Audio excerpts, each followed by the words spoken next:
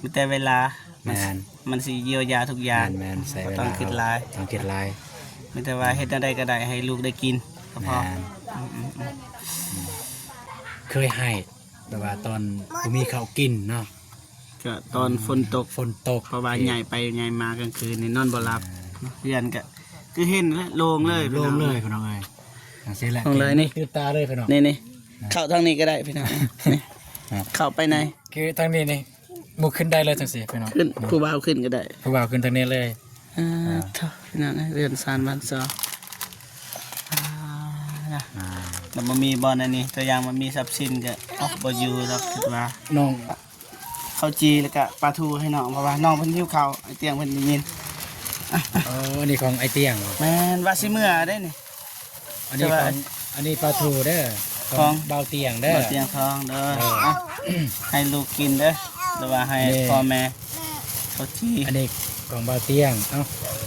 ก็อยากให้น้องขโมกขอบใจเบาเตียงขโมกขอบใจนบ ขอบใจเบาเตียงที่มาช่วยเหลือในสัญญา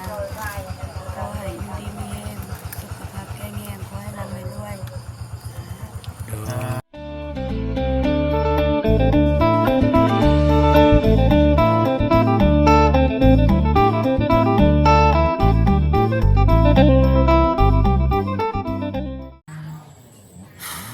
พี่น้องเนาะตอนนี้บ่าวเจ็บกับบ่าวตูนกะ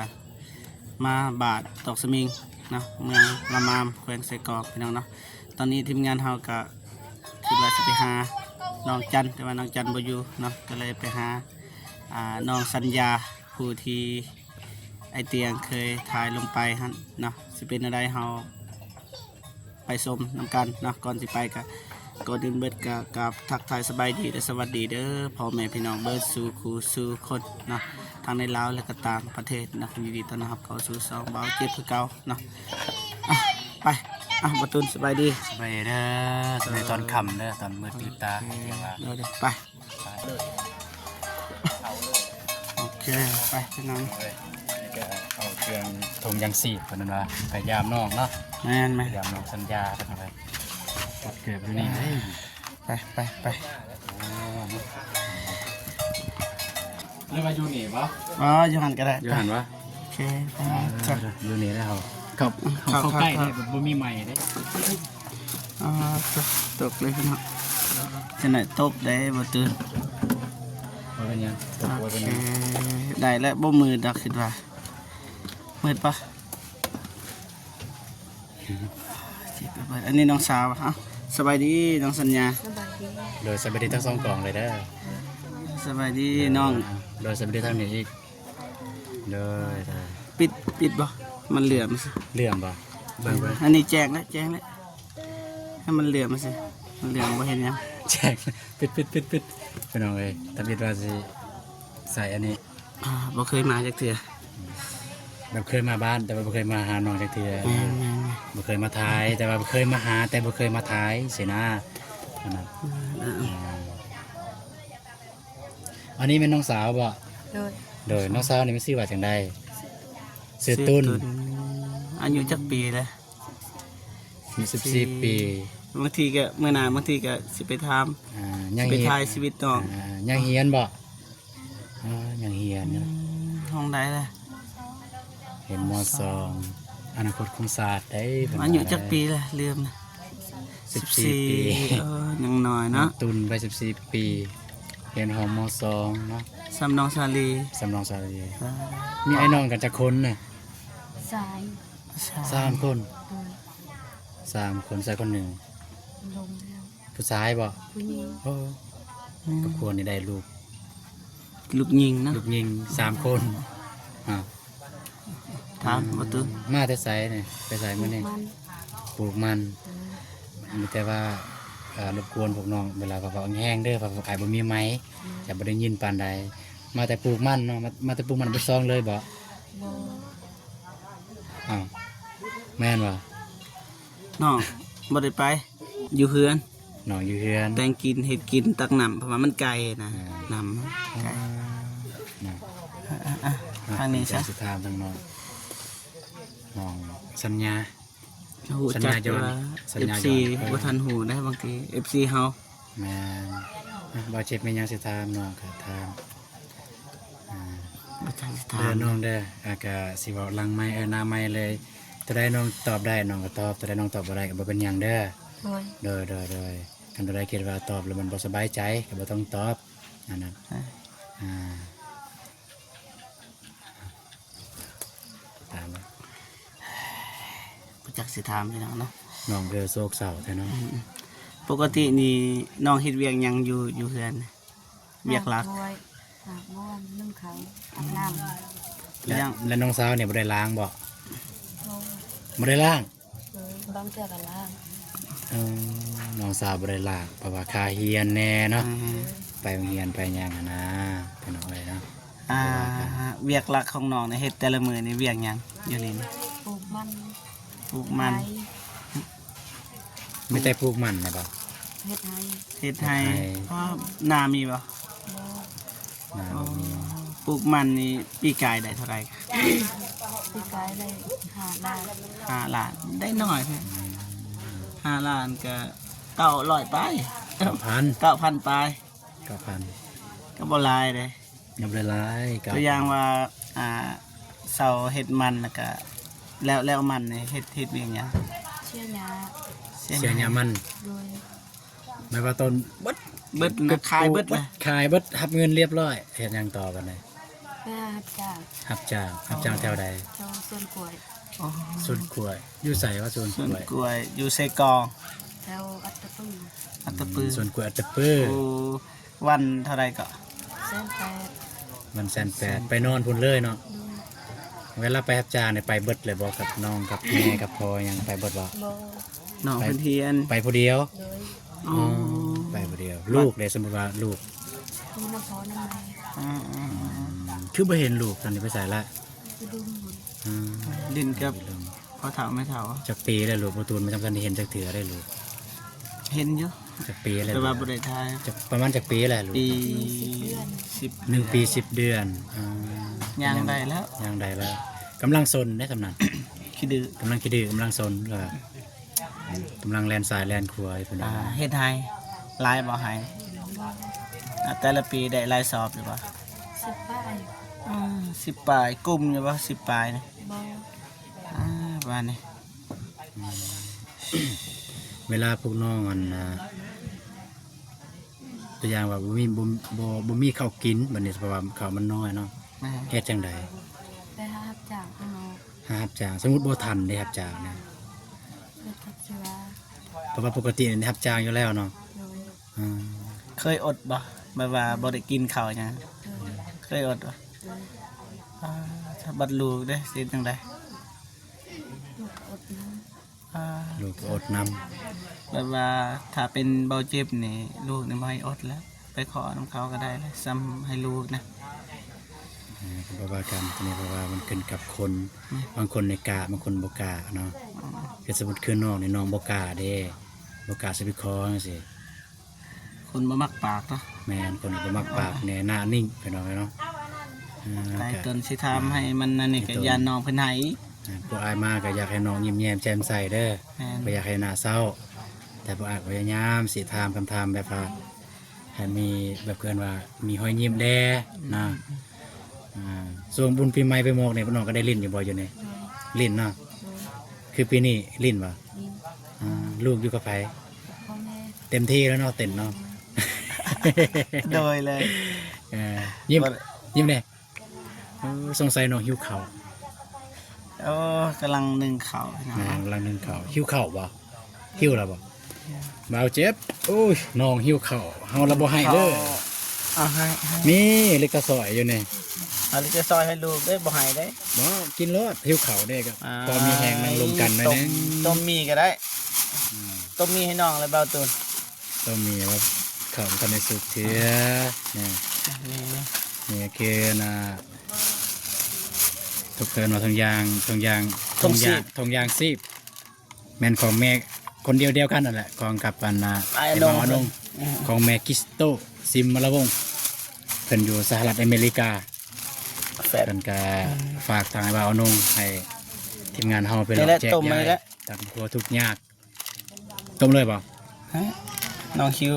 สิต้มมีบ่ กินดิบก็ได้เลยนี่ ไว้ ฮะ กันสิต้มมีก็ไว้ บ่ให้ซา แม่นไว้ซาเอามีไว้บ่ให้เอามีซา เล่นไป เนาะหยอกลิ้นพี่น้องเนาะอยากให้น้องมันมียิ้มเย็นแจ่มใสแด้ว่ามาแต่ละเทื่อก็เห็นแบบ กินดิบก็ได้ ว่า คันหิว เด้ไปกระสอยนี่ กินกระซอย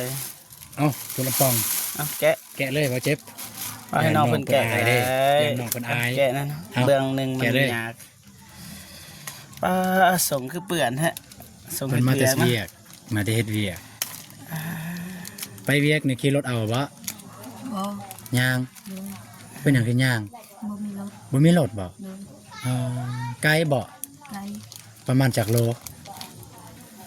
ประมาณบ่ได้ ประมาณบ่ ตัว ได้ อย่างว่ามื้อหน้านี่ทีมงานเฮาอยากไปเบิ่งชีวิตของน้องได้บ่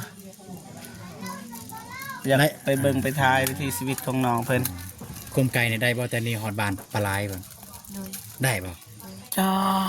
ไก่เด้อน้องๆแม่นบ่แต่นี่ฮอดบ้านปลาไหลายอืมพี่น้องคือสองเอ้ยน้องไก่ไปแต่เช้าในอากาศร้อนนะเขตในอากาศร้อนได้บ่เจ็บ ฮ้อนก็ฮู้ว่าฮ้อน ตะกี้เบาตูนนี่เคยมาเฮ็ดเวียกนำบริษัทจีนเฮ็ดเขื่อนอยู่บ้านสะทวนนะฮ้อนแห้งแกะเสื้อเลยเฮ็ดเวียกไหม้เบิดทางหลังเนี่ย อีหลีตัวนี้บอกความจริง อันนี้มันฮ้อน ฮ้อน ฝน ดี ตกนี่เดือนหนึ่งได้บ่2เทื่ออย่างนี้ นับแต่มาเนี่ยบ่เคยเห็นฝนตกจักเทื่อเลยอยู่นี่ ฝนบ่ตกเนาะ โดย อาเธอขนาดนั้น เอ้าแกะกินเลยบ่ต้องเกรงใจ ต้องเกรงใจ ต้องเกรงใจแกะเลย มันสิจะน้อยผู้น้องสิหิวข้าว สิหยังแล้วก็ท้องสิห้องเด้ ถามแน่นอนอาหารหลักอยู่นี่กินหยังอาหารหลักเลยผัก แบบเรื่อยๆกินผักเนาะ ผัก แก้ว ผักกูดผักอีหยังมีบ่ มีผักกูดบ่อยู่บ้านเนี่ย โดย กันยังดี ถ้าไปเก็บทางใด ไล่บ่อนโดย ไกลบ่ แถวบอลตักน้ำอันนะมีบ่ผักกูด บ่ แถวท่าน้ำคือมันเป็นแถวบอลตักน้ำ บอล ท่าน้ แม่น ำ แม่น แม่นท่าน้ บ่แม่นน้ำประปาบ่แม่นน้ำอันนี้เนาะ ำแม่นนะอืม บ่แม่นสุกแล้วว่าเขาเอากินแล้วน้องกินแล้ว ถ้าก็นึ่งบ่เขาเนี่ย กินบ่อยากให้เศร้าเด้อบ่อยากให้คิดร้าย ชีวิตคนเฮาเนี่ยเกินว่าจังใดคือไอ้เตียงเว้าหั่นแหละบ่ต้องยึดถือบ่ต้องยึดถือหยังสิ่งใดที่มันไปแล้วก็ให้ไปเลย ให้เป็นคือสายน้ำซะสมมุติใบใหม่มันตกใส่น้ำตอนมันกำลังไหลบ่ได้อยู่บนเก่าได้ใบใหม่ มันก็ไปเลยบ่ได้อยู่บนเก่าได้นั่นน่ะจิตใจเฮาก็คือกัน แม่น ก็เวลาถ้าสิ่งใดมันผ่านไปแล้วก็ให้ผ่านไปนั่นน่ะคิดว่าบ่แม่นแต่น้องนะเจอปัญหาแบบนี้ คนอื่นเขายังผ่านได้ แม่นมีแต่เวลา แม่น มันสิเยียวยาทุกอย่าง แม่นใส่เว ต้อ ลาง คิดหลาย ต้องคิดหลาย มีแต่ว่าเฮ็ดได้ก็ได้ให้ลูกได้กินก็พอ แม่น จ้ะพี่น้องนะ น้องเนี่ยฮักเอื้อยบ่ไอ้ต้นบ่ไอ้ต้นเอื้อยเนี่ยเนาะก็มีแต่ว่าสิถามน้องทางน้องเนี่ยเนาะเพราะว่าคือเฮาฮู้และเอื้อยอันนั้นก็เป็นแน่นอนแล้วบ่ได้เป็นเอื้อยกกและไอ้กกต้องเรื่องเวียกเรื่องงานเรื่องภาระมันต้องมีอยู่แล้วเนาะ มันต้องหลายกว่าหมู่ แม่นต้องหลายกว่าหมู่ หลาย ก็เลยอยากถามน้องเนี่ยน้องน้องตุนเนาะน้องตุนอายุ12 ปีเนาะคือน้องสาวของน้องจันเนาะ บ่แม่นน้องสัญญา น้องสัญญาเนาะเป็นน้องขอโทษขออภัยก็คือน้องสาวของน้องสัญญา แล้วก็สิถามน้องตุนนะ แมน ฮักเอื้อยหลายบ่น้องฮักเอื้อยตอนใดหลายที่สุด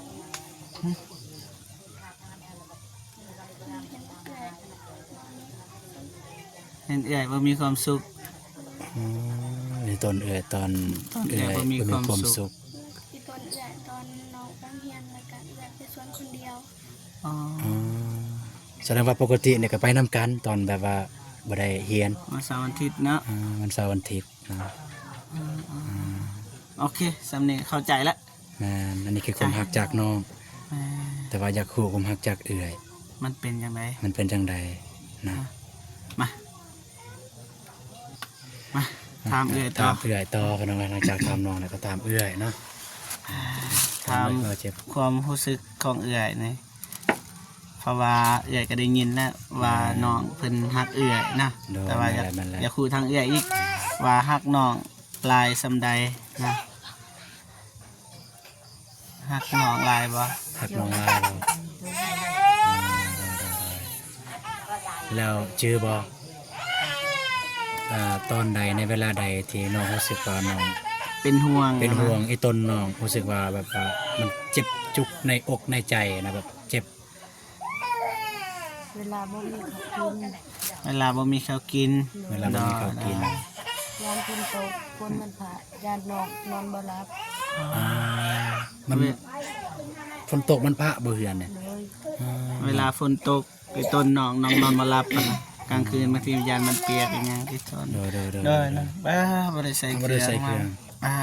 กำลังใส่ส่งให้ลูกพี่น้องนะ เนาะก็เนาะเมื่อกี้นี่ก็ทางลูกก็แล่นมาบ่ได้ส่งบ่ได้ใส่ส่งทางบ่เจ็บกับบ่ตูนก็เลยหยุดกล้องพี่น้องเนาะ แม่ ก็คล้ายๆว่าบ่ได้รับเชิญแต่ว่าก็ ในเมื่อน้องมาทันเฮาก็สบายดีเด้อ สบายดีล่ะ สบายดีเด้อจับมือสบายดีเด้อ บ่ เอิ้นหยังเอิ้น บ่ เอิ้น แหละ บักคำ ชื่อจังไดก็ ชื่อจังไดล่ะลูกเนี่ย ถามอำพง อัมพล อัมพล อายุ1 ปี 7 เดือน 10 เดือน 1 ปี 10 เดือนย้อนหยังจังตั้งชื่ออัมพลคือบ่ตั้งแบบเจ็บแน่ตูนแน่จังซี่ เนาะ บอกไป บ่ยอกบ่มัวบ่หวนซื้อพี่น้องเอ้ยบ่อยากให้น้องโศกเศร้า น้องนี่แบบเคยซื้ออันนี้ให้ลูกปะเคยนะเป็นแต่อันนี้เลยนะซื้อให้ลูกได้เงินมาก็ซื้อ ต่อ ขาวเนาะ ต่อเลยเมื่อกี้นี้รอดสายแล้วติดตามความรู้สึกของน้องแบบว่าหักน้อง2 คนนะสายแล้วคนหนึ่งน้องมันเข้ามาเลย น้องเพิ่นอายกองบ่เป็นหยัง เพิ่นอายกองบ่ซันเนี้ยได้เห็นหน้าเอื้อยน้อง3 คนเลยได้เมื่อกี้นี่ว่าหักพวกน้องนะแบบว่าหักแหงเนาะจนแบบว่า เคยให้แบบว่าตอนบ่มีข้าวกินเนาะ ก็ตอนฝนตก ฝนตก เพราะว่าใหญ่ไปใหญ่มากลางคืนนี่นอนบ่หลับเพื่อนก็คือเห็นแล้วโล่งเลย โล่งเลยพี่น้องเอ้ยจังซี่แหละ โล่งเลยนี่ คือตาเลยพี่น้อง นี่เข้าทางนี้ก็ได้พี่น้องนี่ ครับ เข้าไปใน คือทางนี้นี่บุกขึ้นได้เลยจังซี่พี่น้อง ขึ้นผู้บ่าวขึ้นก็ได้ ผู้บ่าวขึ้นทางนี้เลย เท่าพี่น้องเรือนซานบ้านซอแล้วบ่มีบอลอันนี้ตัวอย่างมันมีทรัพย์สินก็บ่อยู่ดอกคิดว่า น้องเบิ่งข้าวของน้องได้แล้วบ่หันยานอีต้นนี่บ่ได้กินข้าวเบิ่ง อยากกินมี องเบิ่งเลยน้องเดี๋ยวพวกอายสิถามเอื้อยของน้องก็ได้น้องเบิ่งเลย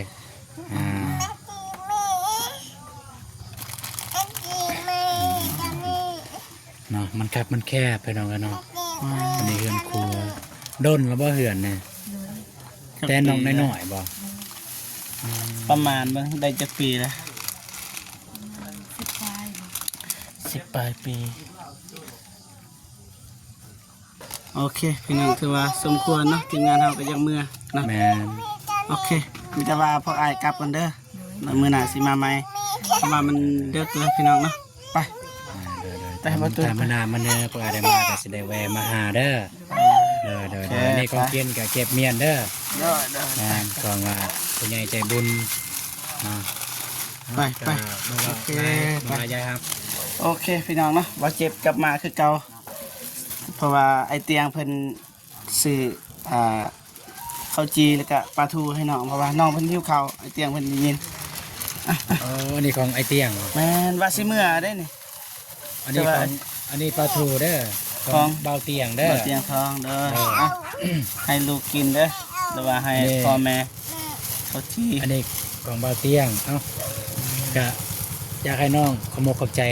เบาเตียงขโมกขอบใจนบ อกใจเบาเตียงที่มาช่วยเหลือในสัญญาเราให้อยู่ดีมีแรงสุขภาพแข็งแรงขอให้ร่ำให้รวย โอเค แล้วก็ขอบใจทางผู้ใหญ่ที่เพิ่นซอยนี่ แม่ ทางผู้ใหญ่ใจบุญเพิ่นซอยเนาะ ต่างประเทศ แต่อยู่ต่างประเทศ ใจคุณยายใจบุญที่ช่วยเหลือจากต่างประเทศไทยลาวขอขอบใจ เด้อเด้อเด้อทำลายจะหน่อยให้เองพี่น้องเนาะ ตามลายกับเบิ่งคือสิอยากให้เนาะโอเคเอาไปก็จะได้กลับแท้แล้วเนาะ กลับ ไปกลับ ไป เนาะ กลับคนได้น้องเด้อข้างล่าง กลับก่อนกลับก่อน เด้อบายบายเด้อเด้อก ลับก่อน กลับก่อน กลับก่อนบักคำกลับก่อนเด้ออ่ากลั โอบ เค ก่อน ไป เด้อ เด้ เด้ อ อมา โอเคพี่น้องเนาะตอนนี้ก็บ่เห็นแล้วนะจังไดก็ขอบคุญขอบคุณนะผู้ใหญ่ใจดีเลย FC ทุกท่านที่เข้ามาให้กำลังใจเบาเจ็บและทีมงานเนาะจังไดขอให้ผู้ใหญ่ใจดีและ FC ทุกคนเนาะจงมีแต่ความสุขสุขภาพแข็งแรงประสบผลสำเร็จในหน้าที่การงานไปที่ใดก็ขอให้ปลอดภัยนะเงินคำไหลมาเทมาพี่น้องเนาะอย่าเจ็บอย่าจนและร่ำรวยยิ่งขึ้นไปเด้อสาธุเนาะเอาเบาเจ็บขอตัวลาไปก่อนเนาะเอาไว้เจอกันคลิปหน้าสำหรับคลิปนี้ขอกล่าวคำว่าสบายดีเด้อบ๊ายบายพี่น้องเนาะ